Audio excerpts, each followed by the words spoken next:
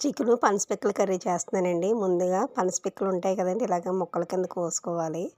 ఇలా కట్ చేసి ఇలా పైనున్న పొట్టుని తీసేసుకోవాలి. ఇలా తీసుకొని ఇలా ముక్కలన్నీ కడుక్కొని పక్కన పెట్టుకోవాలండి. తర్వాత ఒక కడాయి పెట్టుకొని అందులో నూనె వేసుకొని, నూనె వేడెక్కాక అందులో అల్లం వెల్లుల్లి పేస్టు, కొంచెం కరివేపాకు, ఉల్లిపాయ పచ్చిమిరపకాయ ముక్కలు వేసుకోవాలి. ఇవన్నీ వేగాక కొంచెం ఉప్పు వేసుకోవాలి. అది వేగాక కొంచెం పసుపు వేసుకోవాలి. తర్వాత పనసకాయ ముక్కలను వేసేసుకోవాలి. ఇవన్నీ వేగాక కొంచెం టమాటా ముక్కలు వేసుకోవాలి. తర్వాత గరం మసాలా పౌడర్ వేసుకోవాలి. ఇవన్నీ మగ్గాక ముందుగా కడిగెట్టుకున్న చికెన్ వేసుకోవాలి. ఇది కేజీ చికెన్ అండి. ఇలాగా చికెన్ వేసుకున్నాక అందులో కారం తగినంత కారం వేసుకోవాలి.